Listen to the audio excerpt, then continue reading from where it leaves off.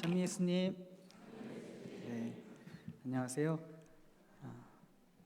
네, 혹시 저를 기억하시는 분이 계실지는 모르겠습니다. 작년 성탄 때 즈음에서도 제가 본당을 우리 성 김대건, 안드레아 본당을 찾았었는데요. 도윤호, 세례자 요한이라고 합니다. 지난번에 왔을 때는 제가 아직 서품을 받지 않은 연합수사 공부하는 수사로서 왔지만 지난 9월 달에 제가 보스턴에서 부재 서품을 받고 이번에는 이렇게 하얀 제의도 입고 영대도 옆으로 하나 메고 이렇게 다시 찾아왔습니다. 강의를 시작하기 전에 제가 조금 양해를 구할게. 제가 아틀란타에 오기 전에 감기에 조금 걸려서 왔는데 아직 다 낫지를 않았어요. 그래서 좀 목이 계속 말라서 중간에 좀 물을 마시면서 강론하도록 하겠습니다. 양해를 부탁드립니다.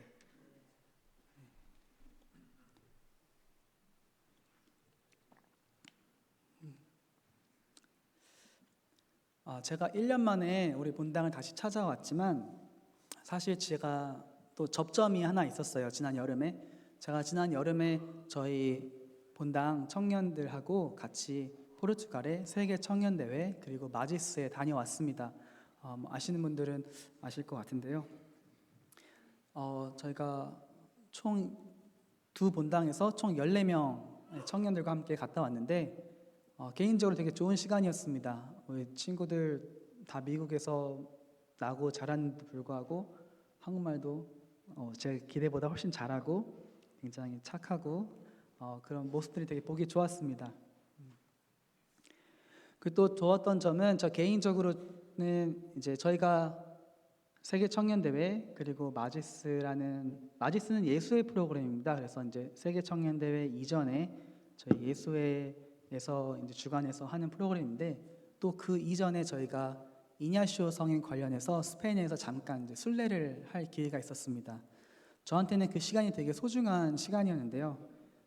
당연하지만 이제 예수회원으로서 이제 로욜라의 성 이냐시오 성인이 예수회를 창설했기 때문에 그분이 탄생하신 장소 로욜라라는 곳 그리고 또 이렇게 동굴에서 이렇게 약간의 1년 정도의 은둔 생활을 하면서 지냈던 만느레사라는 곳 등 다양한 좀 이냐시오 관련 성인 사적지를 이렇게 방문을 하면서 예수회원으로서 저의 정체성을 한번 또 이렇게 깊이 할 수 있는 그런 시간이어서 굉장히 좋았습니다. 네, 이 마지스라는 프로그램은 아무래도 예수회가 주관하는 것이다 보니까 참가하는 청년들이 다 예수회가 운영하는 대학교나 아니면 예수회가 운영하는 어떤 청년들을 위한 프로그램을 통해서 온 친구들이 대부분이거든요. 그러니까 저희 친구들은 그런 배경이 없다 보니까 좀 이렇게 사실 좀 처음에 적응하기가 어려워했어요. 그래서 하루는 우리 청년 중에 한 명이 저한테 저를 형이라고 해서 불렀거든요. 윤호 형, 우리 본당 신부님도 예수회야? 저한테 그러는 거예요. 그래서 그러니까 여기 왔지. 제가 이제 그랬어요. 아니면 어떻게 왔겠어? 그래서 아무래도 이제 신자분들도 예수회 신부님들이 본당 신부로 사제로 계시지만 조금 아마 친밀한 그런 성인은 아닐 거라는 생각을 하게 됐습니다. 그러니까 로욜라의 성 이냐시오에 대해서 잠깐 이야기를 드리면 사실 그렇게 막 교회 내 대표적인 성인 혹은 유명한 성인은 아니죠. 세례명 혹시 이냐시오라는 세례명 가지신 분 계신지 모르겠는데 많지 않습니다. 그렇지만 뭐 저희 예수회 안에서는 당연히 창설자로서 영적인 아버지로 존경을 하고 있고 저 개인적으로도 매우 존경하는 성인입니다. 하지만 뭐 이냐시오가 어디까지나 뭐 순교로서 자신의 믿음을 증거한 성인도 아니었고 또 대단한 신학자로서 아주 훌륭한 신학적인 저수를 남긴 사람도 아니기 때문에 아무래도 좀 덜 알려져 있는 경향이 있는 것 같아요. 이냐시오를 잠깐 소개해드리면 이냐시오는 그 로욜라라는 스페인의 마을의 작은 그러니까 하급 귀족 출신이었습니다. 13남매 중에 막내였고요. 그래서 아무래도 좀 이제 너무 남매도 많고 귀족이긴 하지만 그렇게 자랑할 만한 귀족은 아니었기 때문에 좀 성공에 대한 열망이 굉장히 강한 성인이었습니다. 그래서 아주 세속적인 욕망, 그런 되게 뭐 흠도 많고 허물도 많았던 그런 젊은 시절을 보낸 성인인데 군인으로서 성공하고 싶은 욕망이 아주 강했습니다. 근데 한 번은 젊은 시절에 이제 전쟁 중에 다리에 치명적인 부상을 입어요. 그래서 이제 고향의 로엘라로 들것에 실려서 돌아오게 됩니다. 그래서 병상에 누워서 이제 회복을 하는 동안 이냐시오가 세상에 대한 자신의 열망을 하느님께로 돌리는 그런 회심의 여정을 시작하게 됩니다. 그것이 예수라는 수도의 초석이 되기도 했고요. 근데 이제 이냐시오가 뭐 여러 가지 이제 저로선 자랑할 만한 것들이 많지만 한 가지 이제 오늘 나누고 싶은 것은 영의 식별이라는 부분입니다. 이냐시오가 병상에 누워서 이제 아무것도 못하니까 여러 가지 상념들이 머리에 올라왔겠죠. 그러면서 자신 내면에서 올라오는 여러 가지 생각들, 이것들의 움직임, 내적인 움직임에 많은 관심을 자연스럽게 귀 기울이게 됐습니다.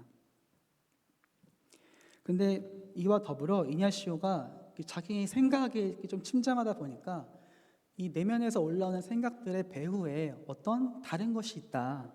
그래서 그거를 이제 다른 영이 있다. 이렇게 좀 이해를 하게 돼요.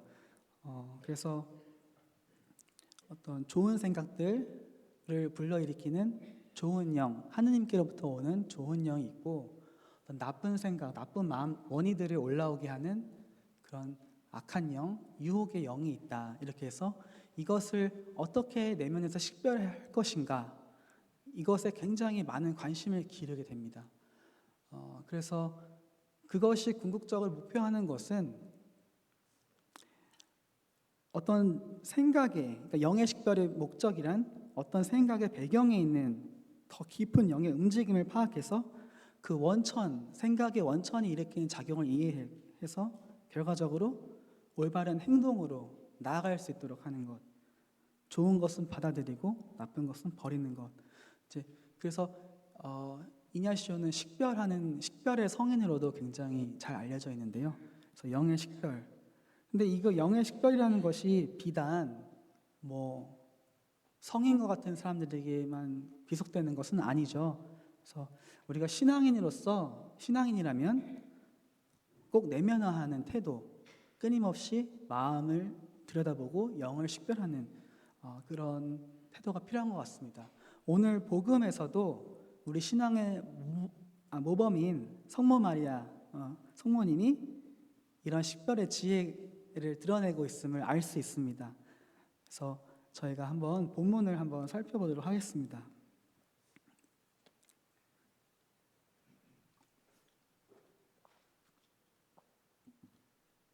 그래서 오늘 본문에 보면 가브리엘 천사가 성모님을 찾아가죠.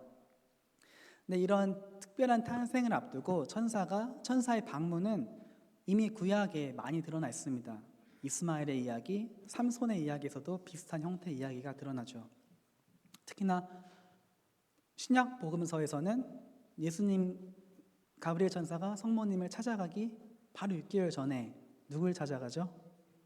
네, 그래서 엘리사벳, 어떻게 보면 이제 세례자 요한의 아버지인 스가랴 사제에게 찾아갑니다. 그래서 특별한 탄생을 알리죠. 그래서 이 아이를 낳지 못하는 여인에게 아기가 생길 것을 약속하는 메시지는 명확합니다. 하느님이 이 탄생에 관하여 일하신다는 것이죠. 자연적으로는 불가능한 일이기 때문입니다. 영적인 것은 물리적인 것과 사회적인 것을 초월하는 것이다라는 점을 오늘 우리는 천사의 알림을 통해서 이해할 수 있습니다. 근데 오늘 가브리엘이 찾아간 고을은 어디죠? 나자렛이라는 작은 고을입니다.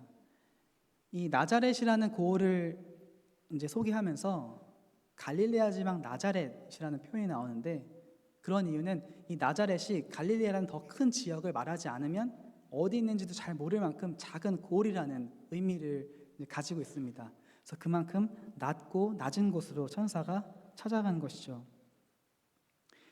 당시 동정녀란 신체적으로 성적인 결합이 없기 때문에 신체적으로 사회적으로 결혼을 하지 않았기 때문에 그런 정체성이 확립되지 않은 사람이었습니다.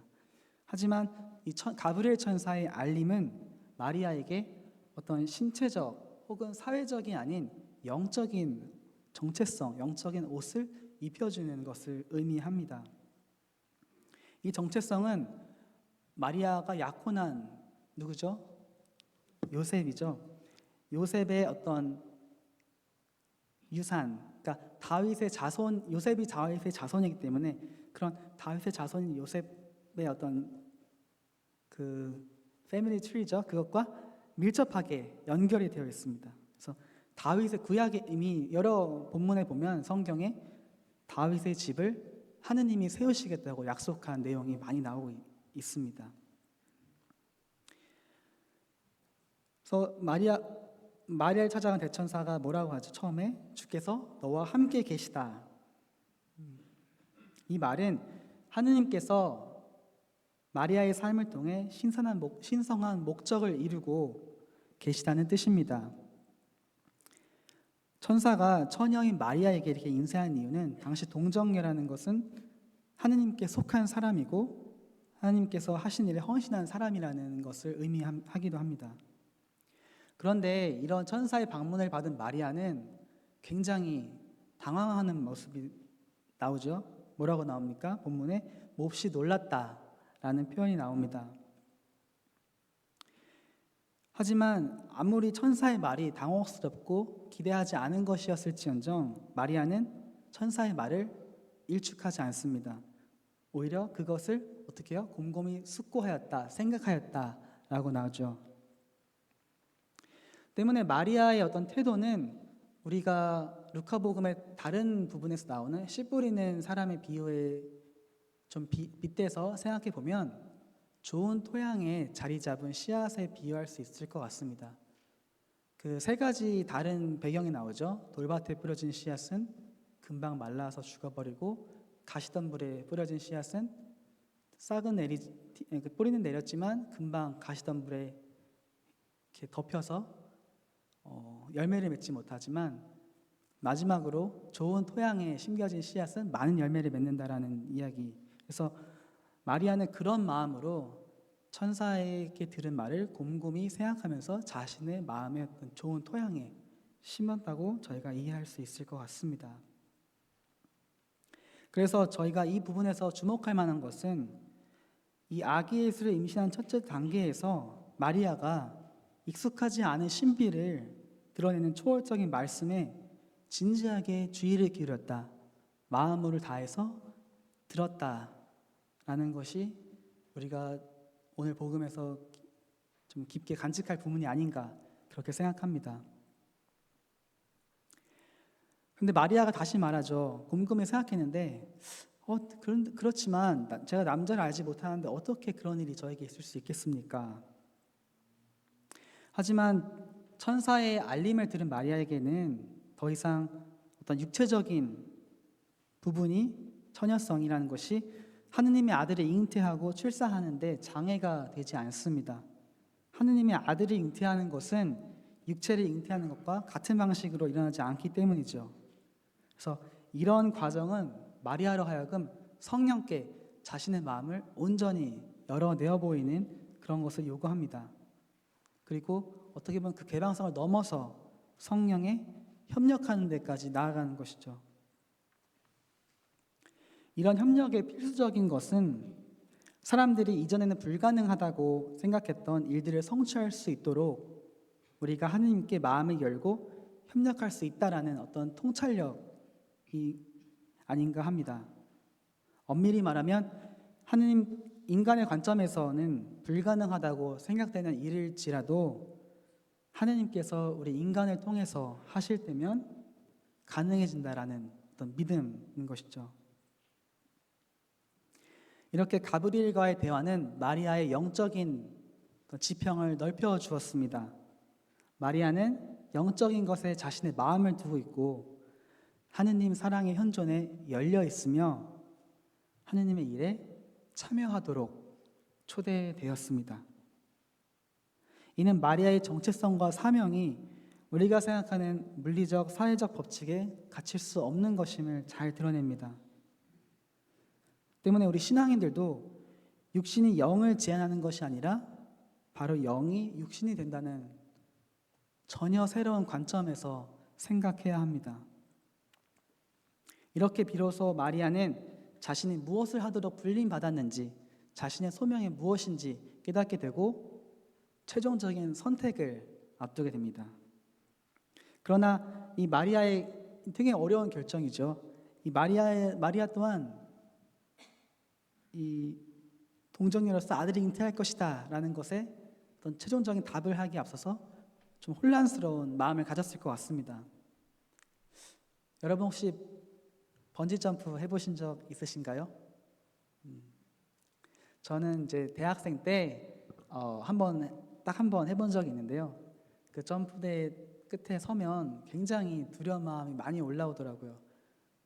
하지만 그 찰나의 순간이지만 그 몇 센치 발을 뗄 수 있는 그 용기, 그래서 그것이 쉽지 않지만 그것이 이루어질 때 전혀 새로운 체험을 하게 되는 게 번지점프에 대한 저의 체험이었는데, 마찬가지로 이 마리아도 어떻게 보면 굳은 용기로 이 어떻게 벼랑 끝에 선 느낌이지만 그 끝에서 굳은 용기로 한 걸음 더 내디딜 수 있는 그런 용기로서 하느님께 천사에게 말씀하신 대로 제게 이루어지길 바랍니다 라는 대답을 하지 않았을까, 제 기도 안에서 그런 묵상이 올라왔습니다. 그래서 이런 마리아의 굳건한 의지는 이사야서에서 제가 있지 않습니까? 저를 보내십시오 하는 그런 어떤 굳은 이사야 예언자의 굳은 외침과도 맞닿아 있는 것 같습니다. 이처럼 천사를 통한 하나님의 초월적인 말씀은 마리아의 이해, 곰곰이 생각하는 것이죠. 그런 과정, 그리고 그것을 통해서 결국에 굳센 의지로서 행동으로 나아가는 예라는 수용적인 선택을 통해 예수님의 잉태를 가능하게 했습니다.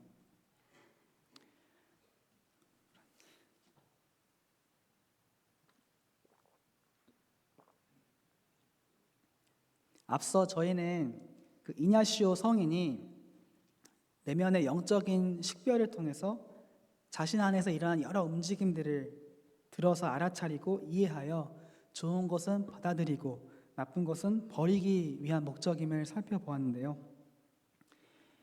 이 마음을 기울인다는 것, 마음의 내적인 소리를 듣는다는 것, 이것이 영적인 출발인 것과 마찬가지로 복음에서도 우리는 마리아가 우선 천사의 말씀, 곧 하느님의 말씀이죠. 이것을 잘 들었다는 것을 꼭 기억할 필요가 있습니다. 성 아우구스티노도 이 복음의 오늘 말씀에 대한 해설을 하면서 마리아가 귀, 곧 들음을 통해서 그리스도를 잉태하였다라고 이렇게 해석을 했습니다. 이는 오늘 복음이 육체적인 힘이 아니라 영적인 역동에 대해서 이야기하고 있음을 분명히 해줍니다. 시편에서도 자신 안에서 말씀하시는 주님을 듣고 그의 입으로부터 오는 위안의 말씀을 받는 영혼은 복되다라고 노래하고 있습니다. 곧 하느님의 말씀이란 우리 신앙인들에게 위안이므로 이런 말씀을 잘 듣는 태도가 우리에게 굉장히 중요하다고 할 수 있습니다. 또한 성 아우구스티노는 마리아가 자궁에서 잉태하기 전에 마음으로 잉태하였다고 이렇게 말을 하는데요. 이 표현은 성령으로 잉태되기 위해서는 이해하는 것뿐만 아니라 의지하는 것, 의지로서 나아가는 것이 필요하다는 점 또한 일깨워줍니다. 이냐시오도 어떤 생각의 배경에 있는 더 깊은 차원의 영의 움직임을 파악해서 그 원천이 일으키는 마음 안의 작용을 이해하고 올바른 행위를 나의 강한 의지로 선택하는 것을 강조했습니다. 이를 위해서 우리는 늘 위안이라는 영적인 방향성을 따라야 하는데요. 그 목적은 언제나 그리스도와의 친밀한 일치감, 이것을 향해 있어야 한다고 말합니다. 우리가 신앙인으로서 목적이 무엇인가 라고 누군가 묻는다면 각자 다른 답을 가지고 계실 수는 있겠지만 그것의 밑바탕에는 결국 그리스도를 따름, 그분을 닮아가는 삶이어야 하지 않을까 그렇게 생각합니다. 그래서 기준 또한 우리의 영적인 식별, 선택의 기준 또한 늘 그리스도를 향해 있어야 하는 것이죠. 오늘 천사로부터 놀라운 이야기를 들은 마리아의 당혹감, 이것은 일상 안에서 중요한 식별, 영적인 움직임을 감지하는 우리의 당혹감, 우리의 어려움과도 크게 다르지 않습니다. 그런데 오늘 제가 이제 영적인 식별, 어떤 나눔, 들음 이런 것들이 사실 굉장히 우리한테 익숙한 내용이지만 일상 안에서 이런 걸 살아내는 것은 굉장히 쉽지 않습니다.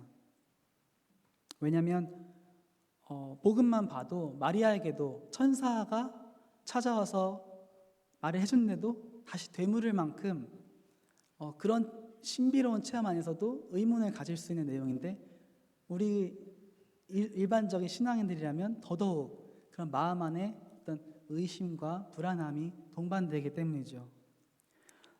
더 나아가서 오늘날 세속화된 또 바쁘게 살아가는 우리 현대인들에게는 이 내적으로 영적인 마비랄까 그런 것들이 쉽게 찾아오기 마련입니다. 그래서 저를 포함해서 일상 안에서 기도 안에서 내 마음 안에서 올라오는 작은 소리들 이런 것들에 충분한 관심을 기울이지 않는다면 올바른 영적인 선택, 식별을 한다는 것은 굉장히 어려운 일이 아닐 수 없습니다. 현실에 안주하여 살아가려는 태도는 진리를 들어도 그런 익숙해진 습관을 벗어나기 어렵게 합니다. 이미 우리에게 익숙한 어떤 루틴, 생활 방식을 벗어나는 것은 우리에게 불안정함과 어떤 두려움을 야기하기 때문이죠.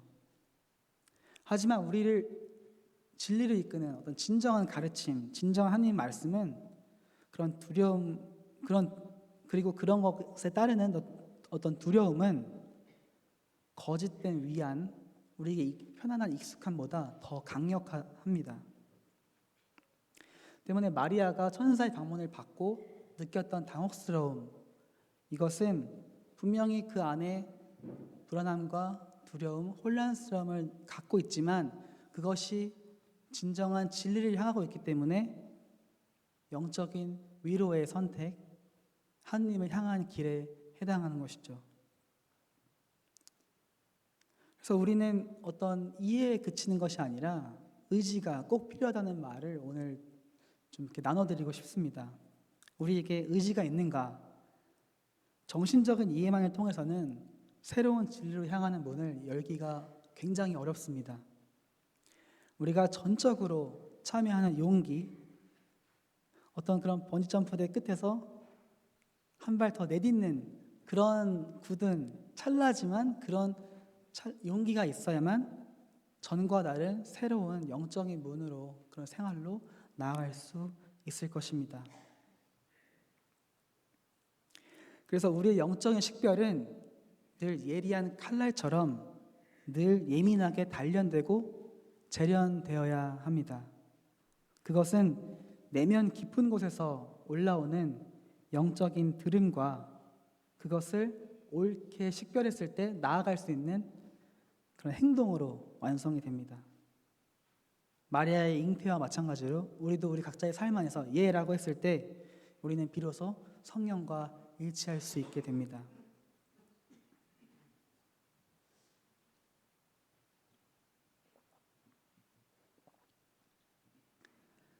물론 우리는 마리아처럼 천사의 방문을 받는 그런 특권은 누리지 못했습니다. 혹시 기도 안에서 하나님을 직접 만나고 천사를 만나고 그런 분이 계실지 모르겠습니다.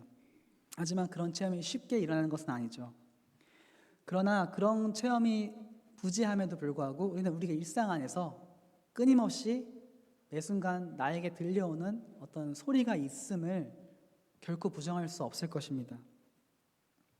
그래서 우리가 이런 말씀에 마지못해 동의하거나 혹은 그런 고유한 나를 향한 부르심을 어떤 그 앞에서 망설이거나 마음의 긴장을 놓아버린다면 안 될 것 같습니다.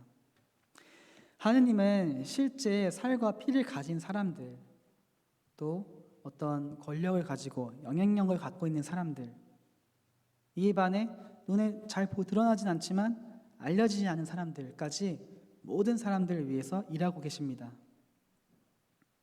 비단 이냐시오처럼 우리가 성인이라고 공경하고 기리고 어떤 가르침을 따르는 그런 대단한 사람뿐만 아니라 우리 각자가 현재와 미래에 곧 오실 아기 예수님의 구원의 약속을 지니고 있습니다. 제가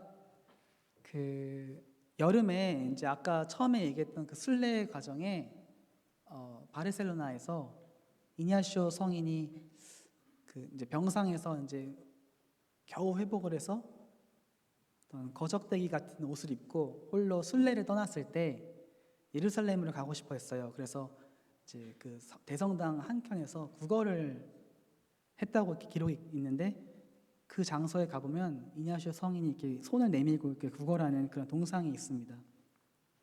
제가 그 모습을 보고 당시 정말 우리 일상에서 많은 이렇게 거린들 중에 한 명이었을 그런 사람을 통해서도 하나님께서 후에 성인을 이끄셔서 예수라는 수도회를 세우고 많은 사람들이 그 가르침을 배우고 정신을 따를 수 있도록 하신 그 모습을 보면서 우리가 작은 사람들을 통해서 일하시는 하느님의 그런 섭리에 감탄을 하게 되었는데요. 마리아는 말할 필요도 없겠죠. 그러니 여러분들이 이번 성탄을 맞으시면서 마찬가지로 하느님 백성으로 불림받은 우리 개개인들 그 소명이 참으로 고귀하고 소중한 것임을 스스로 인정해주고 좀 관대한 마음으로 이렇게 아껴주셨으면 좋겠다는 생각을 해봅니다. 인류의 역사는 그야말로 하느님 구원의 역사이기 때문에 우리는 하느님 나라에 깊이 참여하고 있다는 것, 그것이 이미 진행 중이라는 것, 그런 사실, 그 진리가 여러분에게 위로가 될 수 있으면 좋겠습니다. 그래서 일상 속 내면에서 들려오는 하느님의 소리에 우리가 더 세심하게 귀를 기울이고 참된 영적인 식별 통해서 예라고 할 수 있는 우리의 대답이 더 깊어지기를 바라면서 미사 중에 계속 기도할 수 있으면 좋겠습니다. 아멘.